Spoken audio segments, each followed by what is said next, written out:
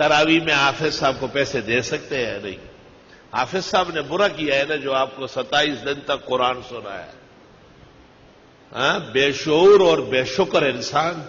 حافظ صاحب کو ایک ترازو میں ڈالو اور دوسرے ترازو میں سونا اور چاندی ڈالو. اتنا بڑا احسان کیا ہے اس نے. حافظ صاحب نے کب کہا ہے کہ اے لوگوں میں قرآن سناتا ہوں، جب پورا ہو جائے تو اللہ کے واسطے مجھے اتنے لاکھ روپے دو. خوارو تم کیا دو گے؟ خواران زمانہ. حافظ صاحب کو کم از کم 30,000، متوسط 80,000، ورنہ 1,20,000 اور 1,60,000 بخاری سے ثابت ہو رہا ہے. ان خیر ما اخذتم علیہ اجرا کتاب اللہ، ان حق ما اخذتم علیہ اجرا کتاب اللہ. اور یہ فتوے کہ حافظ صاحب نہیں لے سکتے اور نہ دیا کرے، یہ فتوے معتزلہ اینڈ کمپنی کے نکلے. یہ اہل سنت کے خلاف فتوے. اس فتوے کی بنیاد یہ ہے کہ ایک کے پڑھنے سے دوسرے کو فائدہ نہیں، اور ہمارا ایمان یہ ہے کہ حافظ صاحب کے پڑھنے سے آسمان و زمین قائم دائم.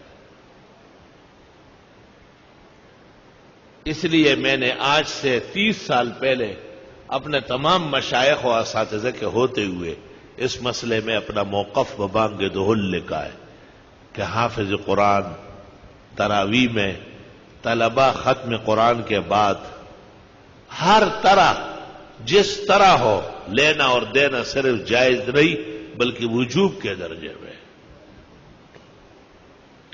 اور میں نے ان لوگوں کو دیکھا جو قرآن پڑھوا کے کچھ نہیں دیتے، وہ سب تباہ و برباد ہو گئے.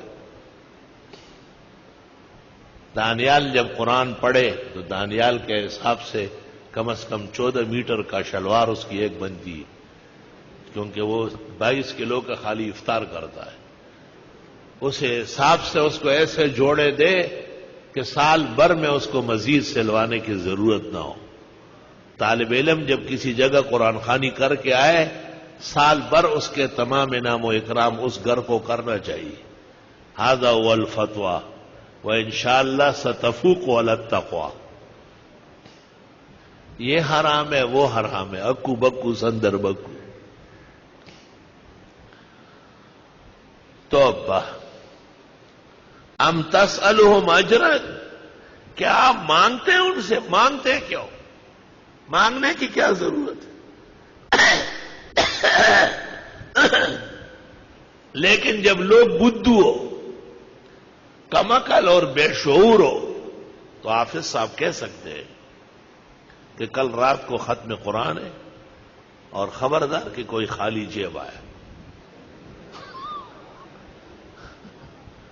ان کان جاہلا فعلینا تعلیمہ، آلوسی لکھتے ہیں بے وقوف ہے، سمجھانا پڑتا ہے کہ خالی جو ہے نا گلے ملنا اور ہاتھ ملانا، اس کا کیا مطلب ہے؟ تش پتورا اور کالو خان تے گورا. آپ کا گھر مغلوں نے لوٹا ہے کیا؟ یا فوجی گھس گئے تباہ کرنے کے لیے، یا ڈرون حملے نے مارا ہے؟ حافظوں کو رچاؤ، مالا مال کرو. اور فتویٰ عاجز فقیر کا تحریراً کتابی شکل میں شائع ہو چکا ہے. ماں کا بیٹا اس کا جواب لے کے، ساڑھا پلہ بھاری ہے. جنہوں نے مجھ سے بخاری پڑھی ہے وہ خوب سمجھتے ہیں، سب معلوم ہے. وہاں میں پورا سال ان کو سمجھا چکا ہوں، ان کو ضرورت نہیں ہے اعادے کی. اتنا یاد رکھو کہ ایک دارالافتاء جو بہت قیمتی اور بیش بہا ہے، ہمارا بھی اس پر یقین ہے، لیکن اس سے غلط فتویٰ نکلا ہے، اور اس کے بعد دوسرا اور تیسرا ہو. یہ آپ کو پتہ ہے لکیر کے فقیر بیٹھے ہوتے ہیں، اور دارالافتاء میں کون لوگ ہوتے ہیں یہ بھی آپ سب سمجھتے ہیں. جو سب سے بڑا احمق ہوتا ہے وہ وہاں گھستا ہے. جو وفاق میں الراسب ہوتا ہے وہ مفتی بنتا ہے. الراسب علیہ من اللہ ما علیہ. کوئی عدیم النظیر متباہر فقیہ جو علم حدیث اور قرآن و تفسیر پر بالغ نظر رکھتا ہو، وہ کبھی بھی ناجائز نہیں کہے گا. حضرت الاستاذ مولانا یوسف بنوری نے معارف السنن میں لکھا ہے کہ لوگ کہتے ہیں دنیاوی کاموں پر لینا دینا جائز ہے اور اخروی پر نہ لے، والعلت تقتضی ان تعم، علت تو عموم چاہتی ہے کہ سب میں جائز ہونا چاہیے۔ شان ورشا فیض الباری میں کہتے ہیں لوگ کہتے ہیں ایصال ثواب والوں کو نہ دے، وَأَنَا أَكُفُّ لِسَانِي عَنْهُ، میں اپنی زبان کو کنٹرول کر رہا ہوں، ناجائز نہیں کہتا ہوں۔ دیکھیں یہ متبحر علماء ہے، یہ متبحر علماء ہے۔ القاموس فی الفقہ عبدالسلام ندوی نے شائع کی ہے، اس میں نے اس کو خط لکھا تھا بہت مفصل، اللہ جزائے خیر دے، میرے خط کے اقتباسات پر فتویٰ جاری کیا ہے، اور اس نے لکھا ہے کہ لینے اور دینے والوں کے دلائل قوی ہے اور منع کرنے والوں کے دلائل پی کے کمزور بیکار ہے، فضول ہے، منع للخیر ہے نا۔ درس، فتویٰ، پڑھانا، قرآن خوانی، تراویح مطلق سب غلط باتیں۔ جی حافظ قرآن کو نہ دے، الم تری کیف سے پڑھو، الم تری کیف قرآن نہیں ہے کیا؟ یہ تو قریب ہے کہ کلمہ کفر ہو جائے۔ الم تری کیف کون پڑھے گا؟ وہ بھی کوئی حافظ پڑھے گا؟ ہر ٹٹو اور بلو تھوڑا ہی مصلے پہ تراویح پڑھا سکتا ہے۔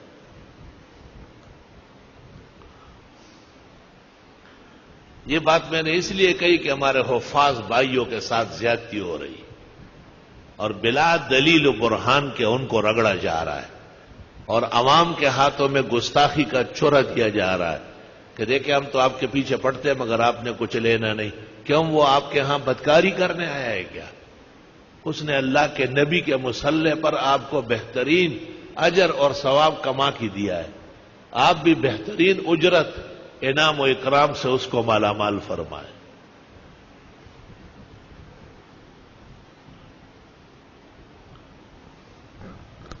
چونکہ یہ فتاویٰ جو تمام مدرسوں سے شائع ہے ایک دوسرے کو دیکھ کے لکھا ہے، اور ان میں کوئی سوچ، فکر، عقل، دانش، شعور نہیں رکھا گیا، اس لیے یہ فتوے میرے سامنے مچھر کے پر کے برابر نہیں۔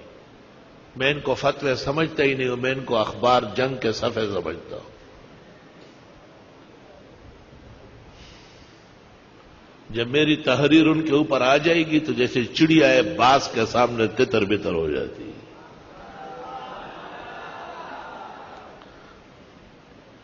اور نعرے لگاؤ گے، صبر کرو ذرا۔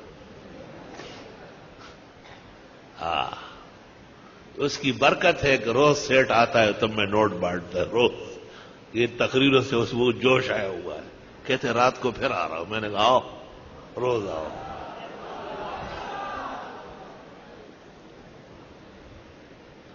الحمدللہ میں نے طالب علمی کے زمانے سے معذرت کی تھی اور اساتذہ کرام سے گزارش کی تھی کہ یہ فتویٰ آپ کا صحیح نہیں، تو حضرت نے مجھے کہا لکھ لو، لکھ دیا ہے، تو بہت خوش ہوئے، میں بہترین کام کیا ہے۔ یہاں ایک بات امانتاً یاد رہے، اس فتوے کے لکھنے کی وجہ یہ قرآن خوانی یا تراویح نہیں ہے۔ ڈاکٹر عثمانی نے ایک رسالہ نکالا تھا کہ چونکہ یہ علماء دین فروشان ہیں، فتوے پر تنخواہ لیتے، حدیث پر لیتے، درس پر لیتے ہیں، امامت پر لیتے ہیں، اس لیے ان کے پیچھے نماز پڑھنا یا ان سے مسئلہ پوچھنا حرام ناجائز ہے۔ ڈاکٹر عثمانی کا رسالہ ہے، اس کو میں نے بنیاد بنا کے سب کچھ لکھا ہے، اور اس میں نے تمام چیزیں جو اس نے زندیق نے اس کو نشانہ بنایا اس کو جائز کرنے کی پوری ایڑی چوٹی کا زور لگایا، اور پوری امت کے اکابر و اصاغر کی تحقیقات پیش کیے۔ بخاری نے حسن بصری سے یہاں تک نقل کیا ہے کہ ہمیں کوئی معتد بھی عزت والا آدمی معلوم نہیں ہے جو ناجائز کہتا ہو۔ آخری بات سن لو، ابھی 27 کو حرمین شریفین میں قرآن خوانی تراویح کا ختم ہوگا، آپ ذرا اس رات کو دیکھ لیں، تب پروگرام دیکھیں، اعلان ہوتا ہے مراکش کے بادشاہ کی طرف سے مرسڈیز گاڑی 4 فلاں جگہ، یہ نمبر، یہ چابیاں امام سدیس کے لیے، فلاں شہزادے کی طرف سے عزیزیہ میں 3 ایکڑ پر مشتمل محل، قرآن پڑھنے کی سلے میں چابی اور کاغذات حاضر ہے، ان کا سیکرٹری آ کے وصول کرے۔ گاڑیاں، سونے کے بکسے، حنابلہ کے مذہب میں کعبے کے بالکل سامنے، یہ دلیل صحت ہے الحمدللہ۔ جو اس کے مقابلے میں وہ سارے فتوے کمزور اور بے دلیل فتاوا ہے وہ سب۔ ہاں یہ ٹھیک ہے کہ وَلَا تَشْتَرُوا بِآيَاتِي ثَمَنًا قَلِيلًا، تھوڑے نہیں ہونا چاہیے، خوب معقول ہونا چاہیے۔ اس لیے وہ سونے کے بکسے اور کوٹھیاں، محلات، بنگلے، مرسڈیز گاڑیاں اور پتہ نہیں دنیا کے کتنے سرمائے، کتنے بینک بیلنس ان کے سپرد ہو جائے، ہر ختم پورا بادشاہوں کے ناموں کا اعلان ہوتا ہے کہ شاہ فہد کی طرف سے یہ، شاہ عبداللہ کی طرف سے یہ انعام و اکرام آیا ہے۔ تو اللہ نے کیسے مالا مال کیا ہے۔ اور جو لوگ کہتے ہیں کہ یہ ناجائز وہ ناجائز، انہیں کتنی دقتیں پریشانیاں درپیش ہیں، کیونکہ اس میں قرآن اور پڑھنے والے کی اہانت کا پہلو ہے، اور اس میں قرآن اور پڑھنے والوں کی عظمت کا پہلو ہے۔ جو قرآن اور پڑھنے والوں کو عظمت دے گا، اللہ اسے عظیم بنائے گا۔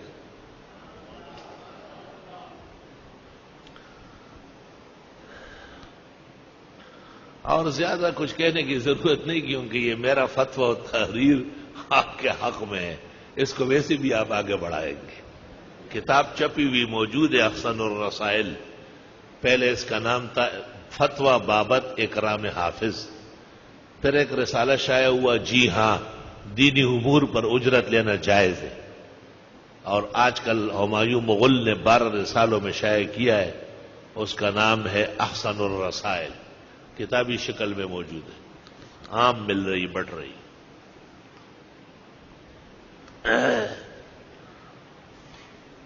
قرآن خوانی کے وقت طالب علموں کو ٹھنڈے شربت، کبھی دودھ کے، کبھی پستے بادام کے، قرآن خوانی جب مکمل ہو جائے اعلیٰ قسم کے طعام اور نوٹوں کے لفافے، اور سب طلباء کو سوٹ اور جوڑے۔ اگر یہ کر لیا گیا تو جس کام کے لیے کیا ہے وہ ہوگا، اور اگر یہ نہیں کیا تو انشاءاللہ تباہ و برباد ہوگا۔ ہاں یاد رکھنا، طالب علموں کی توہین برداشت نہیں ہے، بالکل۔ طالب علم کسی کے باپ کے مزدور ہے، جو ان کے گھر میں 2 گھنٹے بیٹھے رہتے ہیں، وہ ان کے گھر کے لیے مدرسے میں آئے تھے کیا؟ وہ اپنے اللہ کے دین کا علم پڑھنے آئے۔ آپ ان کو گھر لے چلتے، قرآن خوانی کراتے، معزز مہمان کی طرح اکرام دیں گے، اور اکرام بغیر طعام، شراب، کپڑے اور پیسوں کے کوئی معنی ہی نہیں رکھتے تھا، اور کیا اکرام ہوتا ہے۔ ان خیر ما اخذتم علیہ اجرا کتاب اللہ، ان حق ما اخذتم علیہ اجرا کتاب اللہ۔ بخاری شریف کے اندر تقریباً 22 جگہ یہ حدیث موجود ہے۔ بعض لوگ کہتے ہیں کہ جی یہ بیوع میں لایا ہے، تو ٹھیک ہے نا، خرید فروخت کے طور پر بھی ثابت ہے۔ کبھی کہتے ہیں یہ غنائم میں لایا، تو کیا فضائل قرآن میں نہیں لایا؟ کیا فضائل قرآن میں بھی تو ذکر ہوا ہے؟ بات ہی ختم ہو گئی۔ ام تسألہم اجرا، کیا آپ مانگتے ہیں ان سے اجرت؟ مانگے نہیں، تبلیغ والوں کی طرح چند نہ مانگے، بندہ مانگے کہ تو چل ساتھ۔ فہم من مغرم مثقلون، پس وہ اس کے بوجھ تلے دبے ہوئے ہیں۔ ام عندہم الغیب، یا ان کو علم غیب ہے، فہم یکتبون، پس یہ لکھ رہے ہیں۔ طالب علمی کے زمانے میں ایک سیٹ آیا اور مجھے کہا کہ طالب علموں کو لے جانا ہے قرآن خوانی کے لیے، میں گاڑیاں لے آؤں گا، چھٹی ہے، کل جمعہ ہے آپ کی، ناشتہ بھی وہیں کر لیں گے اور قرآن شریف پڑھ لیں۔ ہم چلے گئے وہاں۔ اس زمانے میں جبکہ ہمارا وظیفہ درجہ رابعہ سے دورہ حدیث تک صرف 11 روپے تھا، اس میں 1 ٹک کا اضافہ نہیں ہوا پورے 5 سال میں۔ ایشیا کے مقتدر ادارے میں 1 پائی اضافہ نہیں ہوا۔ اس نے 5-5 روپے بانٹے. میں نے لڑکوں سے کہا مت لے. اس نے کہا کیوں؟ میں نے کہا 50-50 دے دے. وَلَا تَشْتَرُوا بِآيَاتِي ثَمَنًا قَلِيلًا، قلیل نہیں لینا ہے. اس نے کہا 50 روپے ایک طالب کو؟ میں نے کہا ہاں ایک کو. کیوں؟ 100 دے دو. کبھی بھی نہیں. میں نے کہا ٹھیک ہے تو ہم دعا کرتے. میں نے طالب علموں سے کہا اس کے تباہی کی دعا کرو. اس نے کہا صبر صبر صبر. اٹھ کے چلا گیا اور 50-50 لے آیا کہ یہ لے لو اللہ کے واسطے، ہمیں دعاؤں میں یاد رکھو. میں نے کہا بس جب بھی آپ نے کمی کی پھر دیکھو ہمارا توپ کا منہ ادھر ہو جائے گا. ایک دن حضرت الاستاذ حضرت اقدس مولانا بن نوری نے اعلان کیا درس میں کہ میرا ایک دوست ہے، اس کا کاروبار بہت کمزور ہو گیا، طالب علم قرآن شریف پڑھ لے، ان کے لیے دعا کر لے. دارالحدیث میں سپارے تقسیم ہو گئے، ہم نے قرآن شریف پڑھا. حضرت بھی اپنے سیٹ پر بیٹھے سپارہ پڑھ رہے تھے. پورا سپارہ پڑھ لیا مولانا صاحب. پھر وہ سیٹھ صاحب آیا، اس نے حضرت سے کہا کہ طالب علموں کی خدمت کر سکتا ہوں؟ حضرت نے کہا بالکل، بہت ضروری ہے. اور بخاری کی حدیث سندن متلن وہی لدیق کی ابو سعید خدری کی خوب پڑھنے لگے. تو اس نے کہا میں ابھی آتا ہوں. وہ چلا گیا گھر اور ہم خوب دعائیں کرتے تھے کہ اللہ خوب پیسے لے آئے. وہ بھی ایک بنڈل لے آیا. حضرت صاحب کو کہا کہ 50-50 آپ نے فرمایا بہت ہے. اس زمانے میں 50 روپے کسی مدرس کے پاس بھی نہیں ہوتے تھے. تو حضرت مولانا رحمت اللہ علیہ نے وہ پیسے لے کے فرمایا کہ میں خود تقسیم کرتا ہوں تاکہ میرے شاگرد اس کو ناجائز نہ کہے. ہم نے درخواست کی کہ آپ اپنی جگہ بیٹھے، ہم یہی آ کے لیتے ہیں. حضرت نے کہا اچھا، ورنہ آپ باقاعدہ ایسے اٹھ کے جانے لگے تھے. ہم نے کہا حضرت آپ اپنی جگہ تشریف رکھیں، ہم سب مل کے جو ہے ایک ایک آتے رہیں گے. حضرت مولانا کے مبارک ہاتھوں سے الحمدللہ ہم لے چکے.